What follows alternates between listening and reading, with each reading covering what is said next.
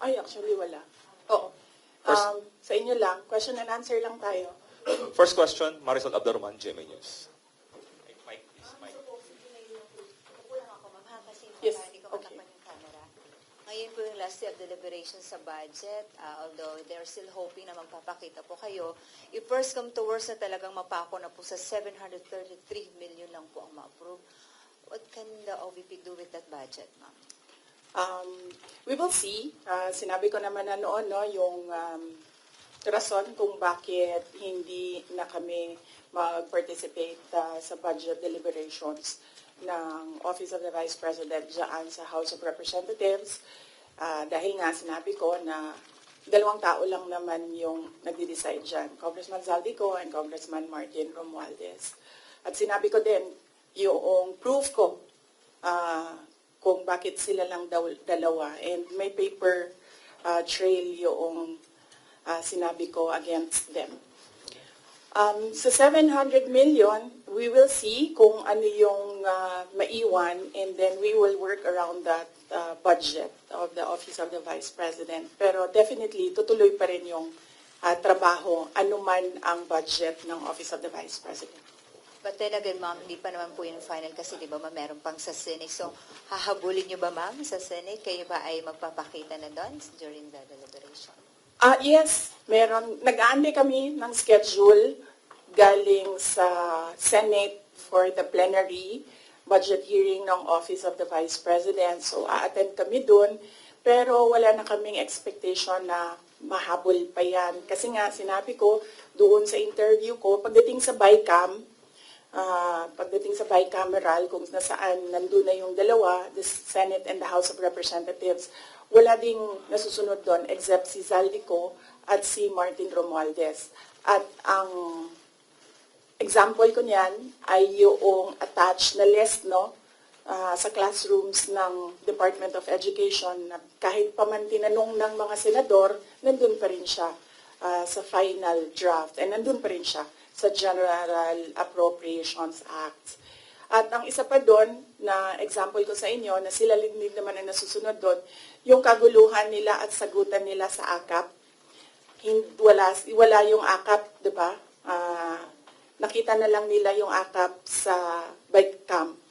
At sinasabi ni Zaldico, hindi, pumirma ang mga senador eh. So, yun yung example ko na, yun yung proof ko na dalawang tao lang nasusunod dyan. Si Zaldico at si Martin Romualdez. But despite that, ma'am, sure na yung inyong attendance po sa Senate deliberation? Yes. Kahit alam mong, if first come to worst, talagang yun lang makukuha ang budget ng OVP. Opo, oo.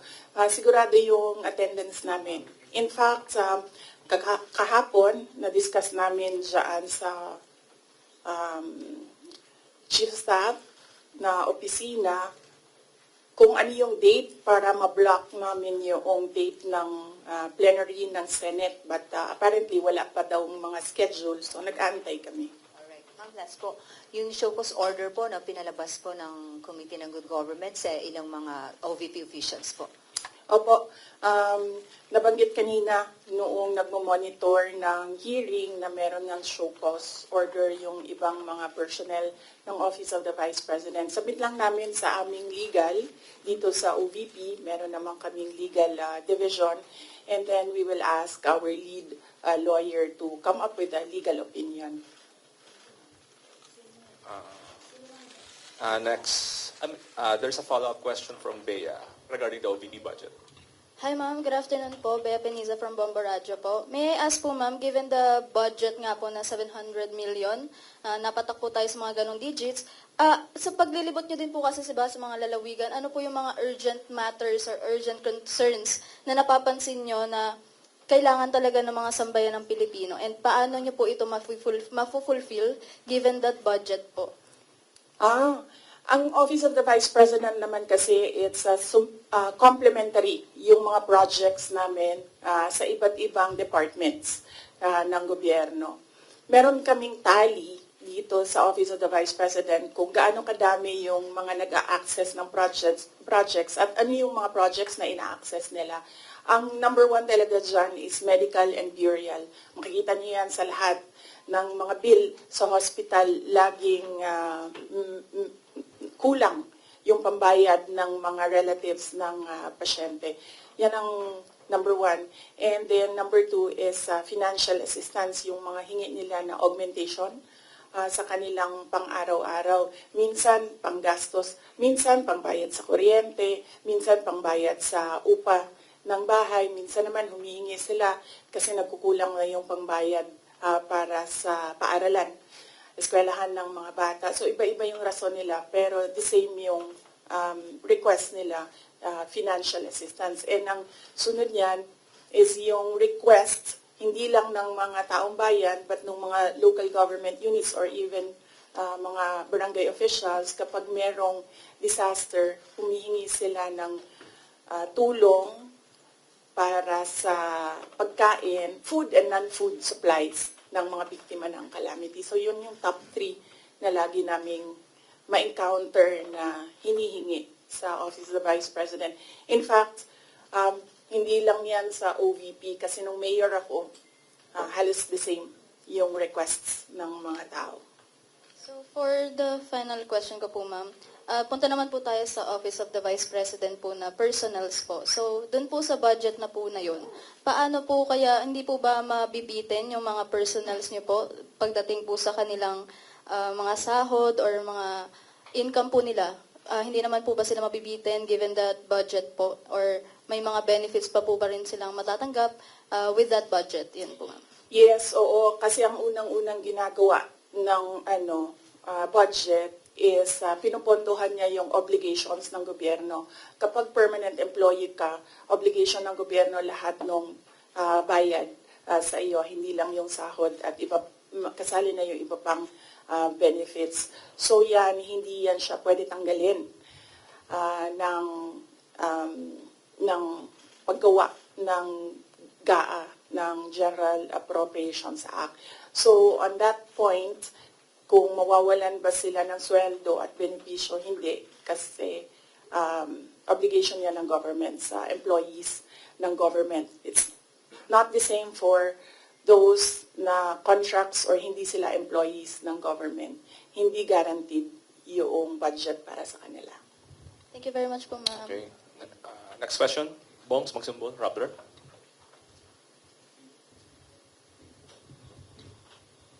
Good afternoon, VP. Yes. VP, as we're speaking right now po, merong ongoing House probe. Actually, minutes ago, former Undersecretary Gloria Mercado says you gave her envelopes containing 50,000 each from February to September 2023 when she was with HOPE or the Health Orchestrate Positive Learning. A DepEd project, she believes it could be to influence her decision as HOPE. Your response po? Dapat siguro kung mag-akusa siya ng ganyan, dapat may papel siya. Tulad ng ako, pag inaakusahan ako, pag sumasagot ako, binibigay ko yung papel. Gloria Mercado is a disgruntled former employee of the Department of Education. She was let go because of loss of trust and confidence sa Office of the Secretary.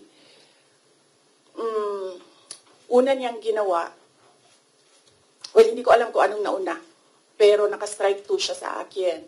Ang una niyang ginawa, nag-solicit siya ng 16 million pesos sa isang kumpanya on paper using my name without any authorization from the Department of Education.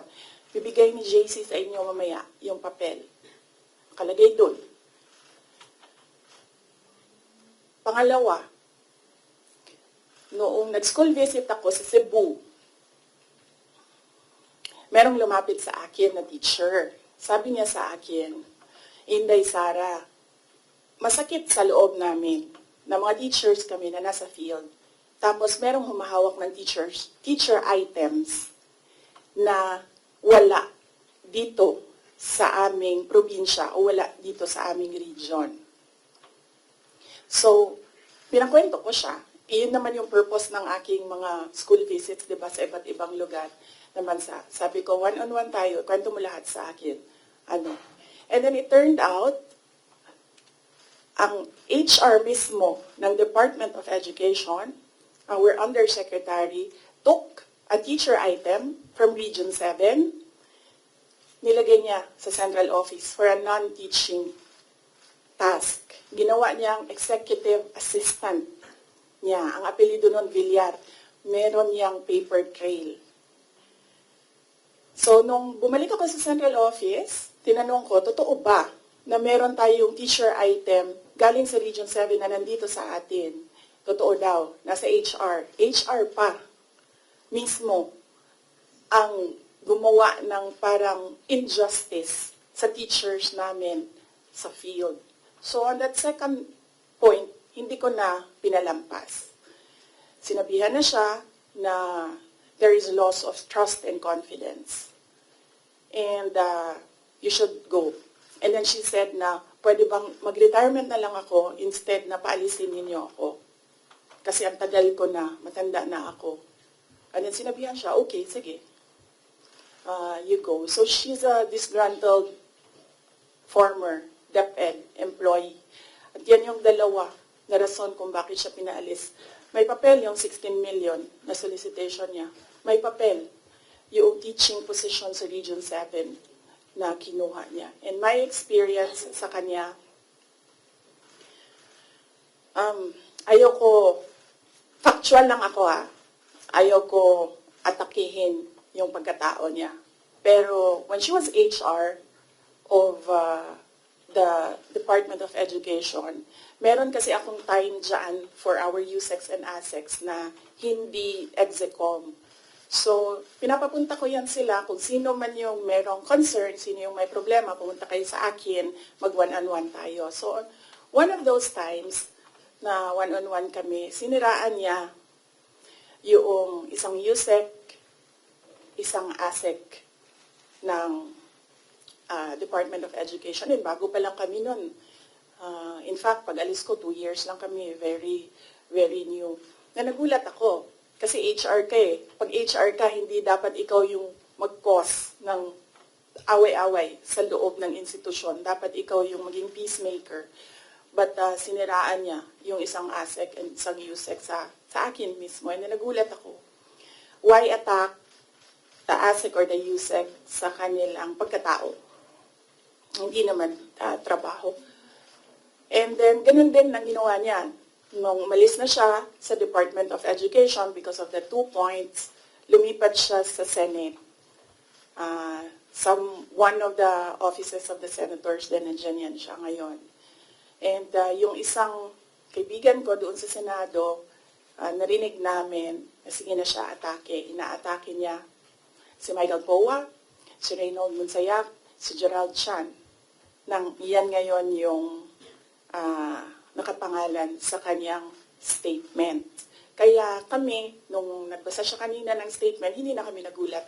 Kasi naririnig na namin sa opisina, dyan sa Senate, yung mga pinagsasabi niya after she was let go. I think,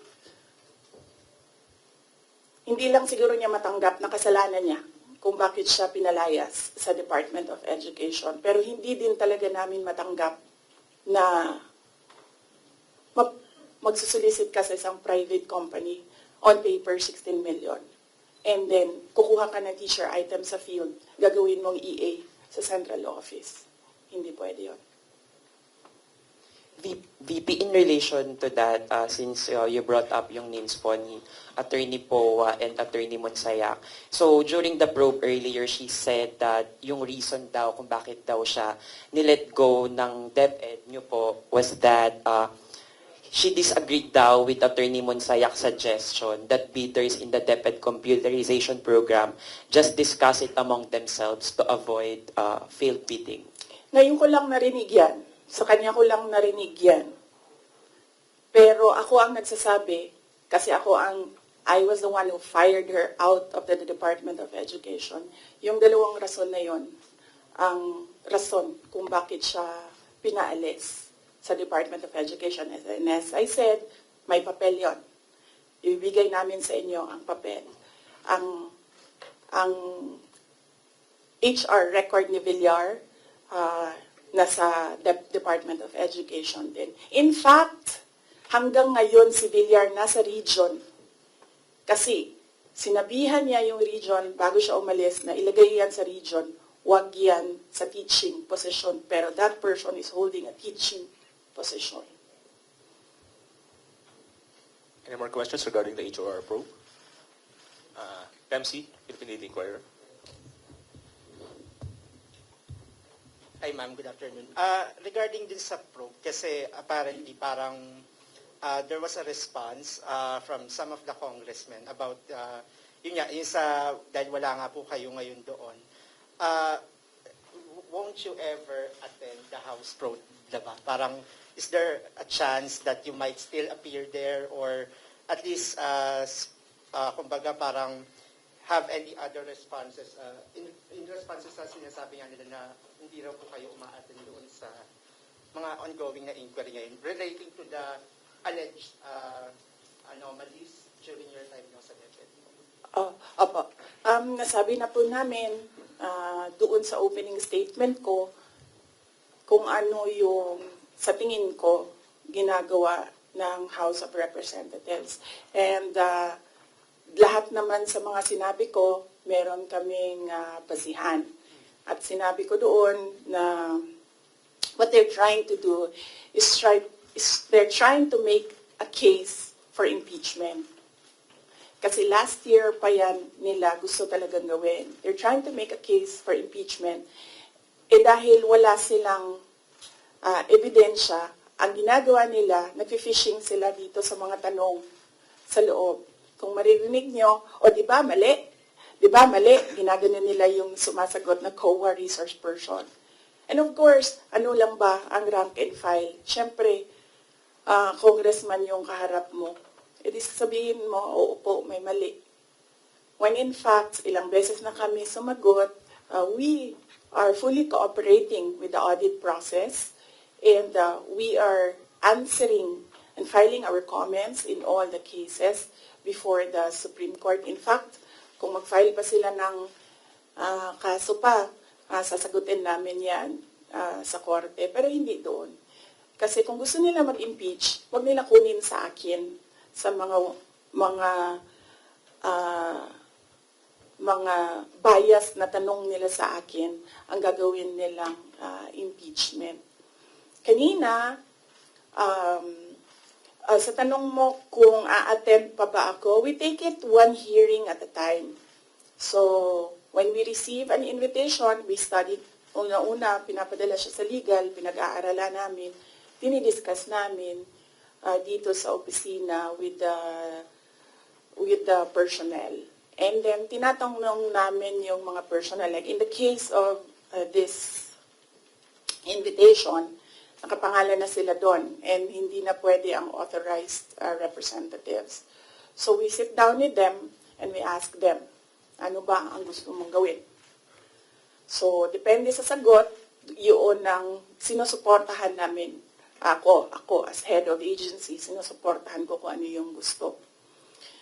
Right now, walang gustong pumunta doon sa kanila. Kasi ang concern ng lahat is yung pamilya nila. Sa kanila daw sarili, walang problema because they are government employees. So, makakasagot sila. Ang hindi daw nila makontrol is yung paninira sa pamilya nila. At yun ang concern ng lahat ng employees ng dito ng Office of the Vice President. And sabi din ng legal namin, there are valid legal points or legal questions sa nangyayari na hearing, which is the contempt of the letter to Congressman Joel Chua kaninang umaga.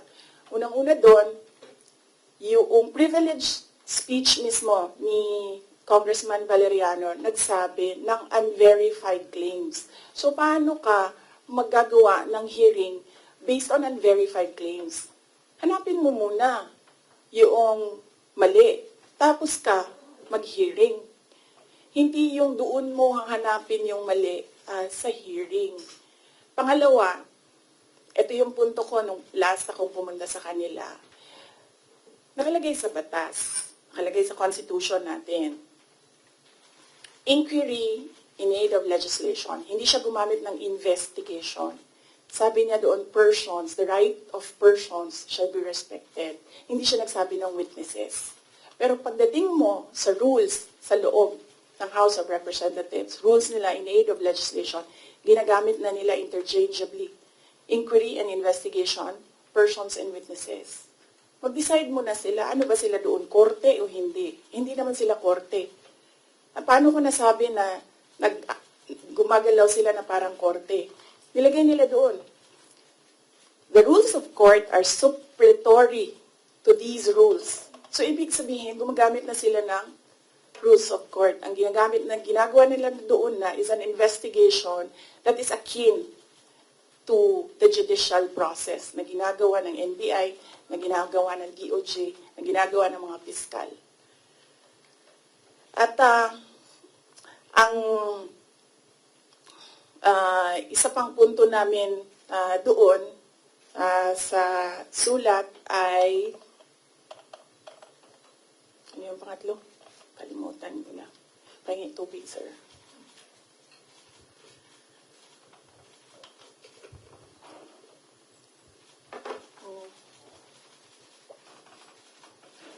Wait.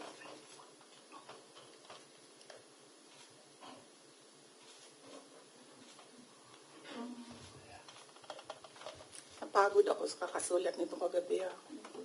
Anong oras ito? Pinadala ko. 12:35 a.m. Ito na. Thank you.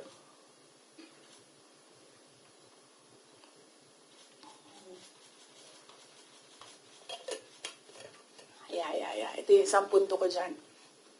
Nakalagay doon sa Constitution. The rights of persons appearing therein or affected thereby shall be respected. Nakalagay doon. So, ibig sabihin, dahil in aid of legislation lang ito, at hindi naman ito prosecution or investigation, ibig sabihin, pwede humindi ang tao. Diba? Kasi, ayoko sumali sa pag-craft ng legislation nyo, bakit nyo ako pipilitin? Di maghanap kayo ng ibang resource person. Ang dami namang previous vice presidents dyan. Napakalapit ni former President Gloria Arroyo sa kanila. Yun ang tawagin nila, gawin nilang resource person kung meron talaga silang batas na ginagawa about sa Office of the Vice President. And then ang huli nun is sub judice. Ang daming questions nila na kaparte ng 3 cases na final sa Supreme Court na dapat hindi pinag-uusapan sa labas ng korte. At yung huli, sinabi namin paulit-ulit, nandun kami sa loob ng Commission on Audit. Nag-participate kami sa audit process. Kahit na yung audit na yan, dumating lang yan pagkatapos nila na mag-usap ng Makabayan Block at ni Speaker Romualdez na atakihin ang confidential funds. So, masagot pa rin kami kahit alam namin kung ano ang motibo sa audit. So, yes. Anong tanong mo, sir? Kalimutan ko. Yun lang po. Yes, sir. Next Out of security concern na rin ng ibang VP officials and employees kung bakit na rin hindi, you prefer not to go to the inquiry sa House? Security, physical security nila, wala naman kaming problema sa security. Wala akong narinig na gano'n, na comment galing sa kanila. Lahat nagko-comment na maawa sila sa mga anak nila. Okay, so out of family. Next question, Red Mendoza, Manila Times. Good afternoon po, Ma'am. Red Mendoza po from the Manila Times.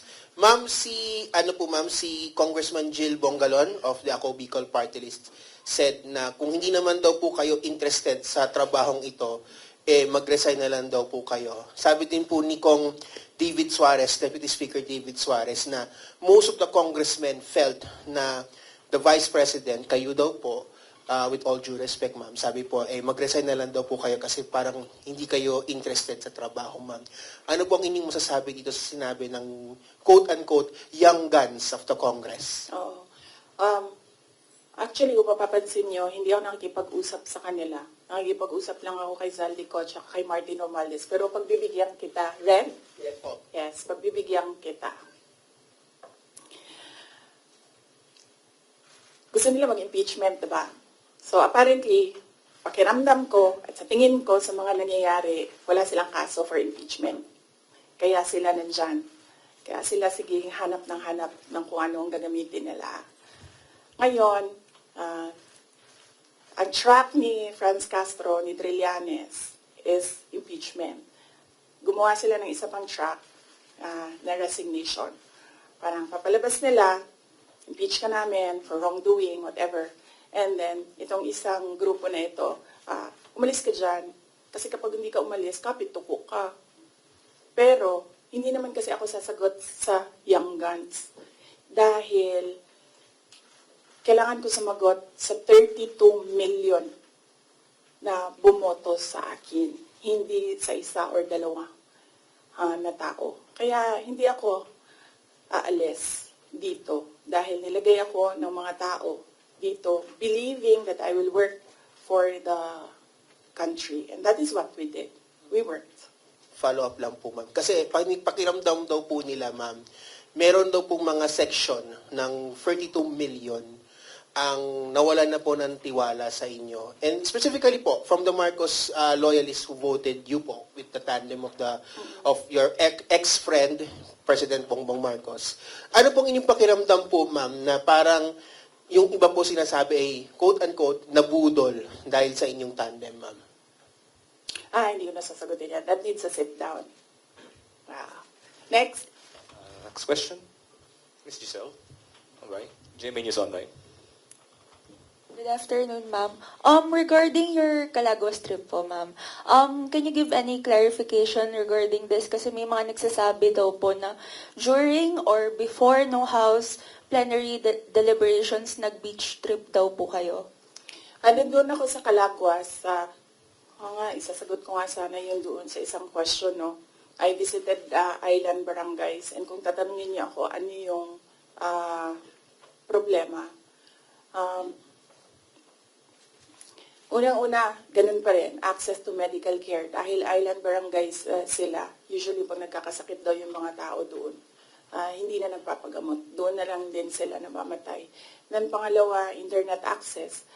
Kuryente, wala silang kuryente doon, generator ang gamit nila. Pag walang capacity para gumasto sa gasolina, wala talagang kuryente doon sa gabi. At pangatlo, yung malinis na potable water. Kasi kumukuha lang sila doon sa tiningnan namin. Kumukuha lang sila doon sa parang tubod gani. Spring. Spring. So, yes. I think, nabasa ko naman yung report ng Philippine National Police. Accurate naman, tama yun lahat, ang report nila. 6:32, was it, na umalis ako doon sa Calaguas. Nung Monday po, ma'am. Ng Monday, yes. 6:32 ng Monday, umalis ako doon. Ang budget hearing started 10 a.m. So, tama din ako. Walang budget hearing na nangyayari at 6:32 a.m. Walang congressman magigising ng 6:32 a.m. para magtrabaho. Ang gumagawa lang ng ganyan ang mga executives na hindi natutulog para magtrabaho. So, by the time na nag-hearing sila sa budget, 10 a.m., nandun na kami sa Vinson's poblasyon. Umiikot na kami doon sa iba't iba nilang landmarks sa Vinson's. I'm happy na dahil sa aking pagbisita doon ay na-highlight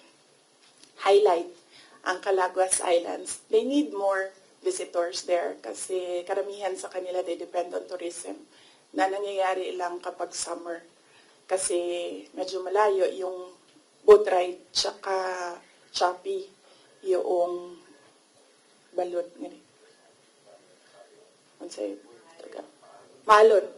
Maalon. Yes. Next question, Mr. Jason Rubigo, SMNI. topic? Yes. Baka may question pa sila tungkol sa issue. Any matter? Oh. Any other follow-up questions? O sa Bicol, tapusin muna natin yung Bicol. Can you tell us more about your meeting with former Vice President Lenny po? I did not have permission from Vice President Lenny to talk about what we talked about. Pero ito lang yung gusto ko sabihin din sa mga tao. Hindi ba dahil kasi hindi alam ng mga tao or walang picture na lumalabas ay hindi ko ginagawa. Isa sa mga tasks na nilista para sa akin dito sa Office of the Vice President is to visit former Vice Presidents doon sa mga residences nila.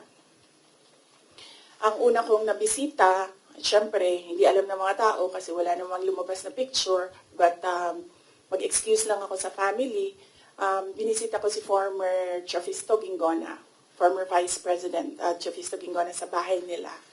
So I was welcomed there by the family, nakausap din kami ni Sir. And then, next was former Vice President Erap Estrada. Binisita ko din sa bahay niya. Anong purpose ng pagbibisita ko? Nagpapakilala ako sa kanila. Nagsasabi ako na ako yung Vice President. At sinasabihan namin sila as former Vice Presidents, we owe it to them na kung may kailangan sila, susuportahan namin sila, yung opisina ng OVP. And we invite them to lend us memorabilia para sa Office of the Vice President Museum. So binisita ko si former President Erap Estrada sa bahay niya. Binisita ko si former Vice President Gloria Macapagal Arroyo sa bahay niya.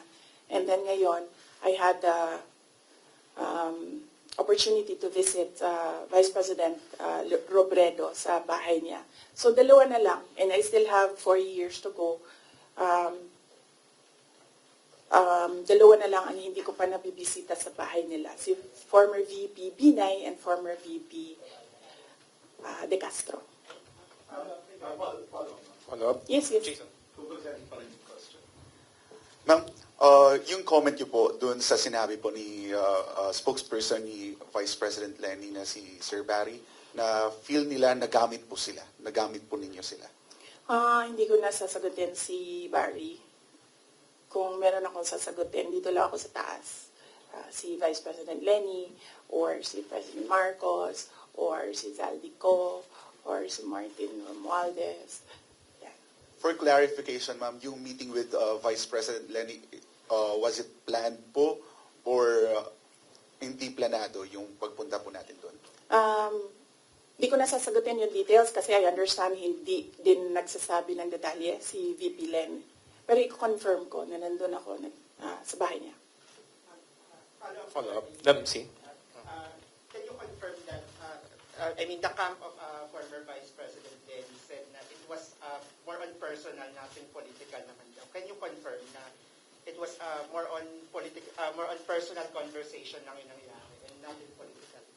Siguro, no, as she's more senior than me kasi nauna siyang maging Vice President sa akin. Kung meron mang dapat magsalita, siguro dapat si Vice President Lenny yun kasi bahay niya yun and siya yung binisita. So, napaka-assuming ko naman kung ako yung magkukwento. Ako na nga yung bisita, ako pa yung madaldal. So, kung si Vice President Lenny Robredo ay walang sinasabi, respetuhin natin kung ano yung gusto niya. Same answer yung kanina. Next question. Lance?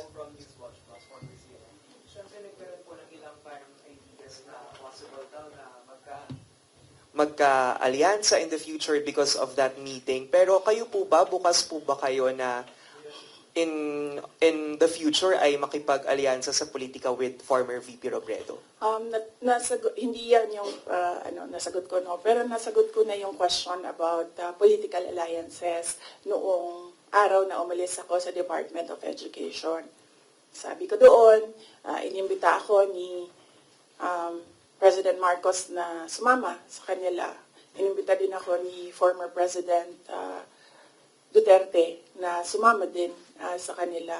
And right now, hindi ako Ang sinasabi ko nga noon, I'm single and ready to mingle. But right now, hindi ako handa na sumama kahit kanino man because kailangan ko muna ayusin at ipagtanggol ang Office of the Vice President. So nandun tayo sa protect the Office of the Vice President na isa sa mga, of course, duties ng Vice President. Next question, Kat Domingo, ABS-CBN. Ma'am, still on this topic, mayroon pong ibang mga political analysts who are saying that who are accusing you of using your visit to Naga as a diversionary tactic, allegedly, doon sa mga intrigue sa inyo sa House of Representatives, particularly the budget hearing. Your defense to this, ma'am? Unang-una, ang diversionary tactic, wag the dog nga sinabi ko noon na ginagawa is yung pag-atake sa akin. Nakita nyo, wala na tayong pinag-uusapan patungkol sa bansa, kundi si Sara Duterte. At hindi na natin napapag-usapan ang kahirapan, ang kagutuman, ang kawalan ng internet, walang internet connectivity sa iba't ibang lugar, kuryente na mahal, kuryente na hindi reliable ang supply. Ang daming problema ng bansang ito. Pero hindi na pag-usapan dahil pinapag-usapan natin si Inday Sara Duterte. Pero wala namang problema sa akin yon. Kaya ko naman sagutin yan lahat kasi alam ko naman wala akong ginawang mali. So kahit anong pang itapon nila, sasagot ko yan.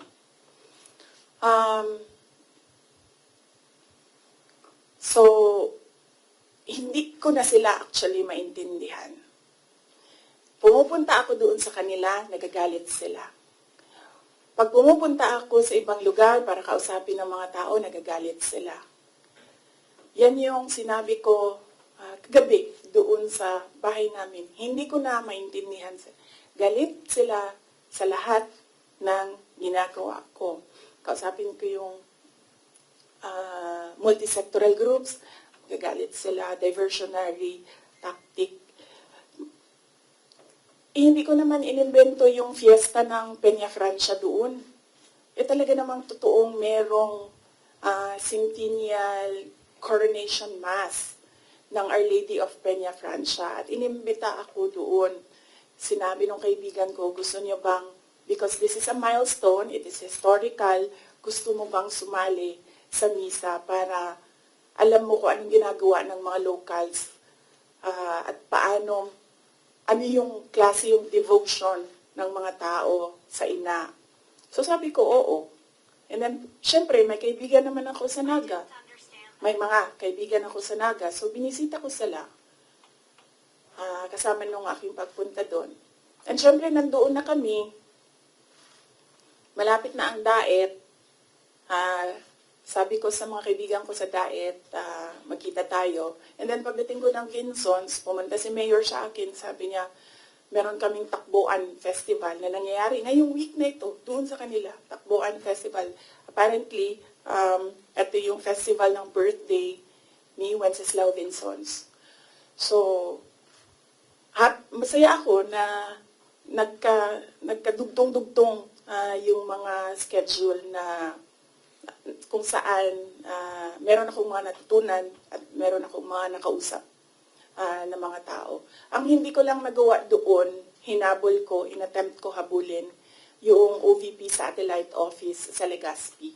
Kasi meron kaming mga concerns na gusto ko kausapin sila doon. Pero pagdating ko kasi sa Legazpi, 5:30, nagsarado na yung opisina. Ayoko rin naman mag-antay yung mga tao. So, hindi ko naabutan yon. Yun ang hindi ko nagawa sa itinerary ko doon sa Bicol region. So, hindi ko na alam. Galit sila kung makipag-usap ako sa tao. Galit sila pag pumunta ako doon sa kanila. Hindi ko na rin alam. Kailangan ko ba magpaalam? Kakain na ako? Aalis na ako? Hindi ko na sila maintindihan. So, kailangan ko rin siguro magpaalam sa kanila kasi pupunta akong Cordillera sa susunod na mga araw. para lang malaman na nila, pupunta po ako sa Cordillera kasi merong isang senior citizen na babae doon na naghahanap sa akin. Gusto daw niya ako kausapin. So, magpapaalam po sa inyong lahat. Follow up. Other topic? Follow up would be red. Ma'am, confirm lang po, ma'am, kasi may isang online news website, Politico. Paki-confirm lang po to if it's true or not. Si Rex Anthony Villegas daw po, yung sinasabi po ba ninyong kaibigan?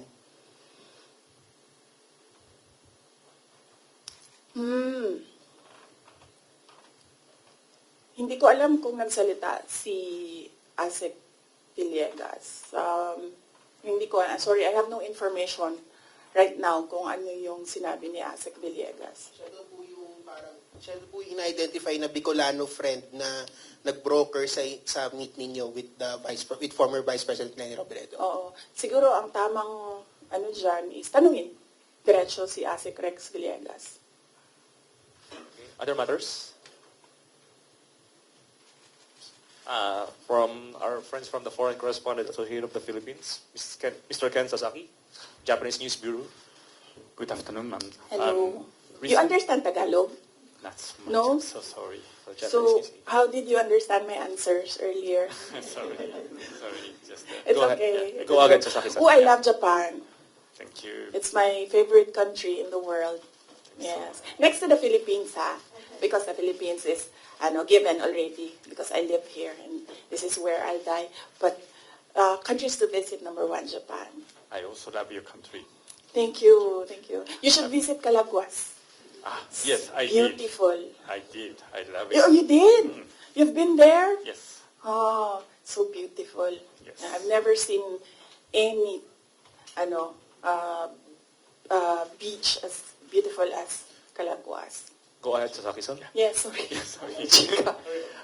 Recently, your father publicly said that from one family, one president is enough.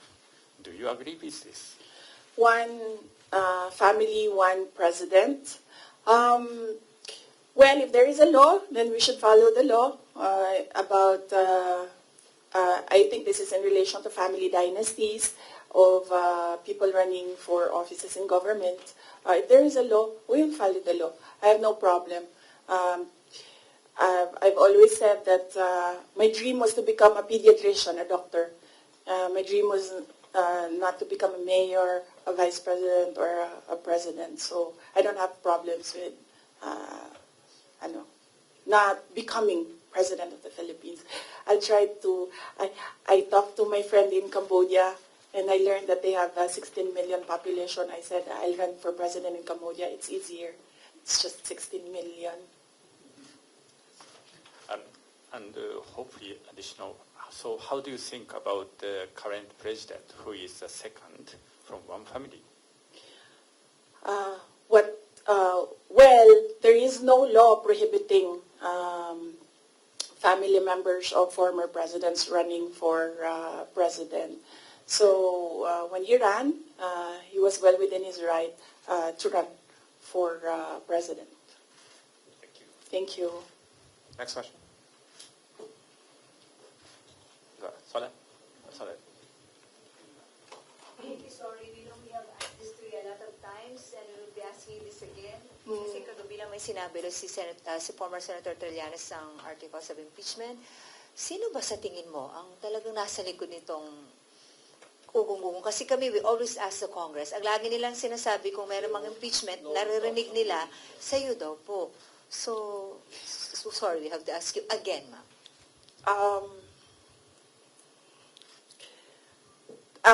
Kinote ko naman na si Representative Castro, di ba? Sa kanya nagsimula yan. I-quote ko ulit para, Who's really behind it? meron akong mga notes ng codes dito.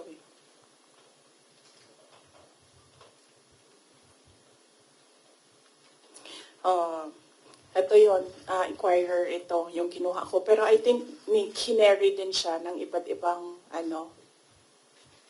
media outlets. The impeachment is especially on the misuse of public funds and technical malversation and violating the 1987 Constitution because a government official is bound to follow the Constitution. So last year pa lang, meron na siyang grounds for impeachment. Kaya sinasabi ko, ginagawa nila ng paraan, pumasok lahat nung kailangan nila doon sa pinag-usapan nila na grounds. And then yes,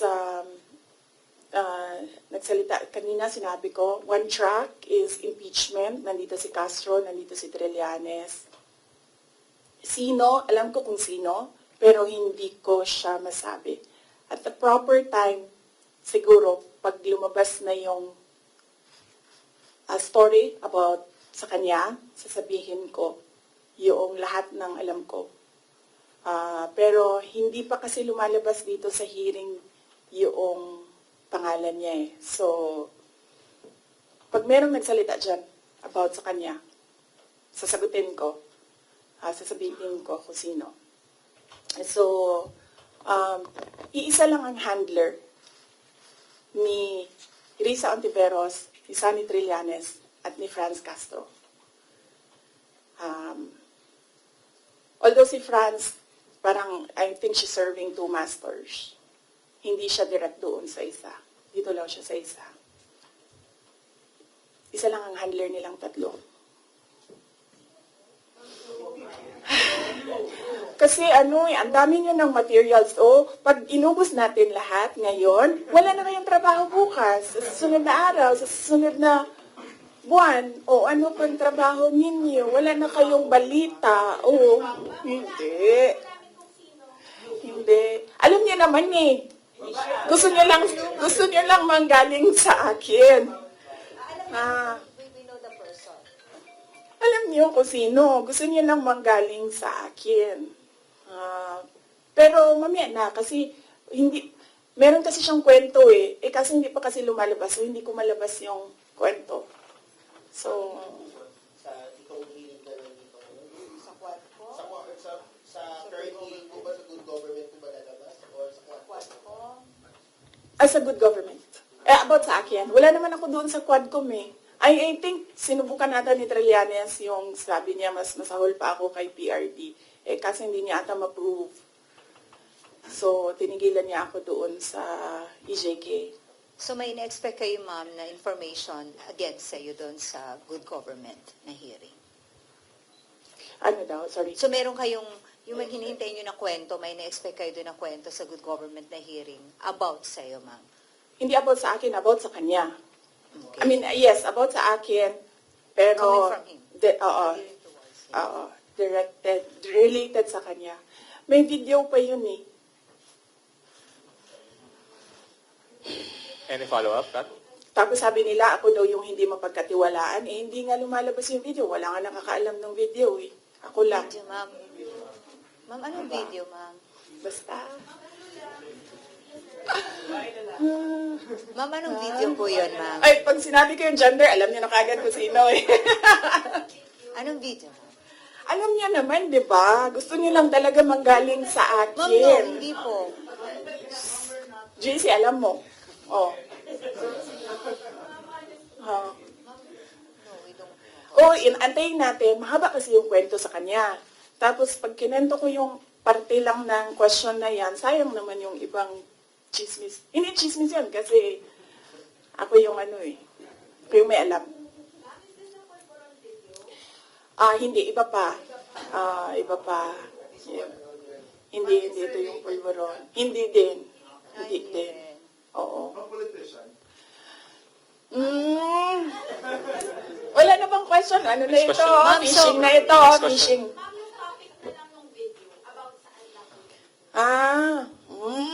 Next question, Maraming salamat. Magandang Next Ma'am, question, hapon. Jason. ma'am, so, sa tingin mo ba, VP, instead yung sinasabi nilang, sorry, JC, sorry, Your Honor, dapat hindi ko ma-recognize. So, ang sinasabi mo, VP, imbis yung sinasabi nilang you're making diversionary tactics, ikaw yung nagiging diversionary Ako yun. tactics nila Ako yun. Kasi, tingnan nyo, sa totoong program. ako mayor ako ng 3 terms. noong simula ng term, pinag-uusapan na kaagad namin ng council yan. Ano ba ang landmark legislation ninyo for these 3 years? Nakikita nyo ba na meron silang landmark legislation? Wala.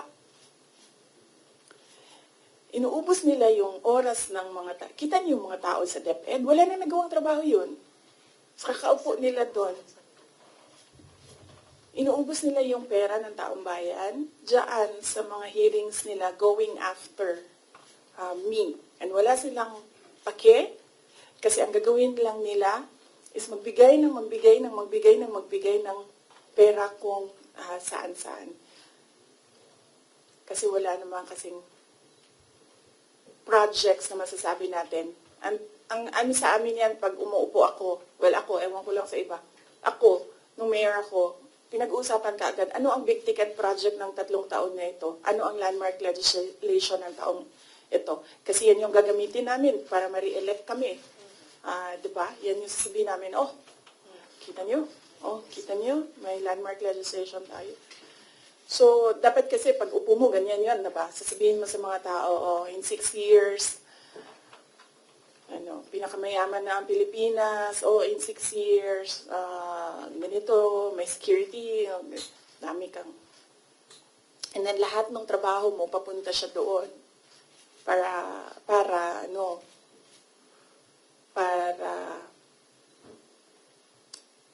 pag alis mo, nakikita ng mga tao yung trabaho for the past 6 years.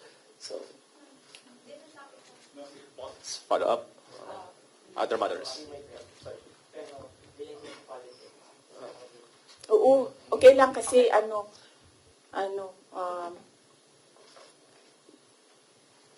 inano niyo yung traffic para pumunta dito. So, kunin niyo Sige na po. lahat. Thank you, Kunin ma'am. niyo na lahat ng mga kailangan ninyo. Ma'am. Huwag lang about siya. Okay. Okay. Pangalanan natin siya.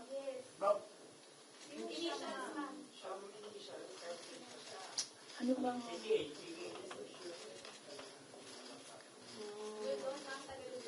Wala pa akong... Actually, wala akong code name para sa kanya eh. Sinasabi ko diretso yung pangalan niya pag ginalibak na ko siya. Okay. Ma'am, Yes. COC filing na po next week. Will you be endorsing like senators? Or may Senate slate po ba kayo? Sa ngayon, wala. Wala akong Senate slate, wala akong senators. Kasi nga sabi ko, nakatutok kami defending the office of the Vice President. I feel that that is my primary duty right now, to defend the office. So, nakatutok lahat ng effort ko doon. Pero, we'll see. Malayo pa naman kasi yung kampanya. Sa February pa siya magsisimula. So, tingnan natin, baka pagdating noong February, medyo maluwang na and pwede na mangampanya. Mrs. Shell. Last. Pwede ba? Sorry, when you agreed to run with President Marcos in 2022, did you ever imagine yourself being at the center of controversies and even impeachment rumors less than halfway into your term? Kasali yan sa sit down. Next na yan. Yes, ma'am. Mrs. Shell, follow up. Sorry. Last time. Ma'am, you previously said po na 3 Dutertes will be running for the Senate. Magtutuloy po ba kaya ito? Naku, hindi ko alam. Basta naririnig ko lang siya sa mga grupo nila, mga tao na nakapalibot sa kanila na tatakbo daw, naghahanda, tumakbo. Hindi ko lang alam kung sasabay-sabay silang tatlo. Pero if ever, ma'am, you'll be supporting them po. Yes, of course. Nandito ako para sa kanila. In fact, nagtanong na ako sa kapatid ko sa slave doon sa Davao City, pati yung mga konsehal, tinanong ko sila. Sabi ko, meron ba akong matutulong sa inyo? And then they all said na, wag ka nang tumulong dito, kami nang bahala. Naiintindihan namin na mas marami kang problema kaysa sa amin doon, dito sa Davao City. So, okay lang sa amin. Okay lang kami. Yan yung sagot nila doon. Sorry, ma'am. PDP has allied with 3 parties. Ang HNP po ba ready to ally with the PDP?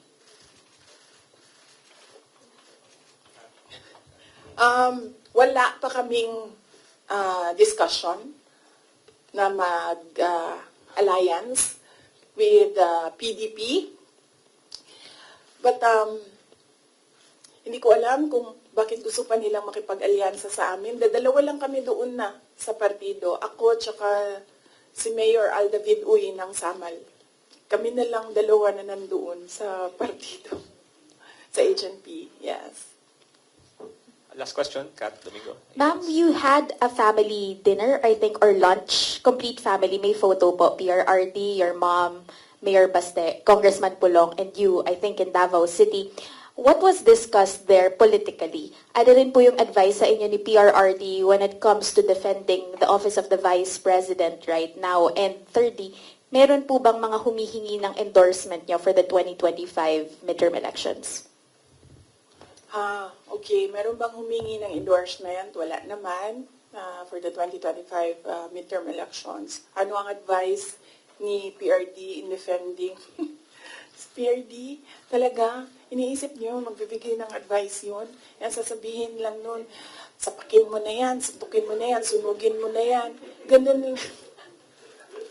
PRD is a jarhead, no? Alam naman natin lahat yan. So, kung pupunta kay PRD, ang may expect mo doon ay galit, sigaw, at volcano eruption, ganyan. Oo, ganyan. So, wala. Wala siyang advice defending the office of the Vice President. Ano pa ba yun? Nag-discuss ba kami ng political? Wala kasi matagal yung discussion about family. Nag-rundown kasi sila isa-isa sa apo. Yung mag-asawa. Or mag-ex. Sorry sa mga girlfriends. Nag-rundown sila sa mga apo. So, inisa-isa nila from the eldest apo, anong nangyayari, anong ginagawa, and then sunod na apo. So, lahat ng parent sumasagot. Like, PZD answered para sa mga anak niya, and then Baste answered para sa mga anak niya, and then ako I answered para sa mga anak ko. So, yun yung nangyari. So, medyo mahaba yung discussion kasi marami silang tanong regarding sa mga apo nila. Ay nako, si PRD, pag sinabihan mo ICC, sasabihin niya sa'yo, babarilin ko sila lahat. So, yeah, no, wala. There's no talking to PRD. Pero si PRD mo, parang nagsasabi mo, hindi siya may mga ako. Kasi yung sir is na boss. Oh, yes. Oo. Ang lagi lang kasi nasa kanya is yung mga anak ni Baste, ni Mayor Baste. Yung mga anak namin ni PZD, wala kasi sa Davao, so hindi nakikita. Nakikita lang niya pag break, at saka yung mga ganyan, pag merong occasions like Christmas, birthdays. So, he's still parang nasa puso pa niya. Yung mga apo niya. I think mas nasa puso niya yung mga apo niya kaysa sa mga anak niya. Okay? Are you guys satisfied? Thank you.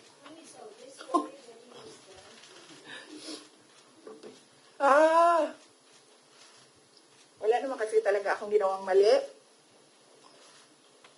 Pero kung sa tingin nila meron man, dalhin nila kung saan, dalhin nila sa impeachment, dalhin nila sa korte, sasagutin namin.